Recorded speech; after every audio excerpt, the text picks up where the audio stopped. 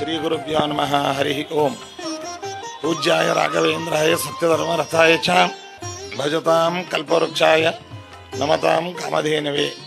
ಸರ್ವೇಪಿ ಸುಖಿನಃ Santu ಸರ್ವೇ Santu ನಿರಾಮಯಾಃ ಸರ್ವೇ ಭದ್ರಾಣಿ ಪಶ್ಯಂತು ಸರ್ವೇ ಸುಗುಣಶಾಲಿನಃ.